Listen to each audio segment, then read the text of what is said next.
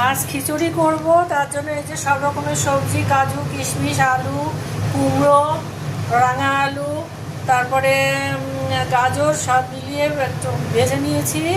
আর মুগ ডাল, সোনা মুগ ডাল আর গোবিন্দভোগ চাল ধুয়ে ভিজিয়ে জল ঝরিয়ে রেখেছি। আর এখানে আদা বাটা, জিরে, ধনে, লঙ্কার গুঁড়ো, আর এখানে একটু কাঁচা আদা রেখেছি। আর এই যে কড়াইতে তেল, তেজপাতা, কাঁচা লঙ্কা দিয়েছি, আর জল ফুটাতে দিয়েছি।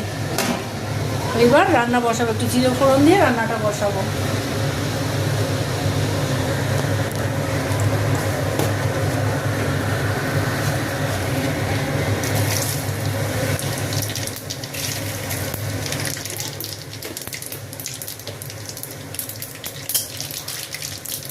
জিরে, লঙ্কা, তেজপাতাটা একটু ভাজা ভাজা হলো। এবার এর মধ্যে মশলাটা দিয়ে দেবো। মশলাটা দিয়ে একটু হালকা ভেজে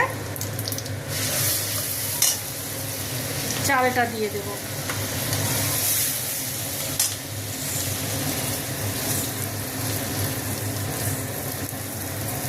চাল আর ডালটা দিলাম। এবার একটু নাড়াচাড়া দেবো, ভাজা ভাজা করবো এটাকে, করে তারপরে জল দেবো।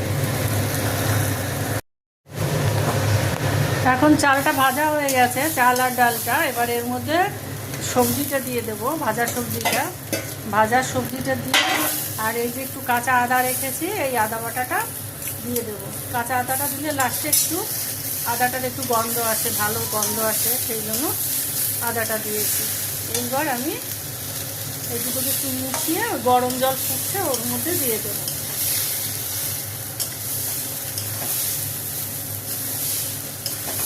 ব্যাস হয়ে গেছে। এবার আমি এটাকে এই গরম জলের মধ্যে দিয়ে দেবো।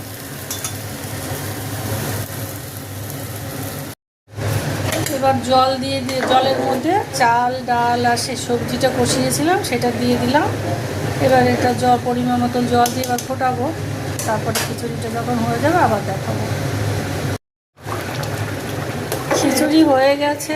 এখন ঘি আর গরম মশলা দিয়ে একটু ঢাকা দিয়ে নামিয়ে দেবো।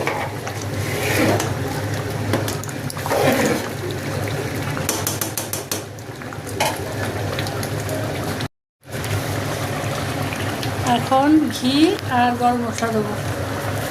এটা আমার বাড়িতে বানানো ঘি।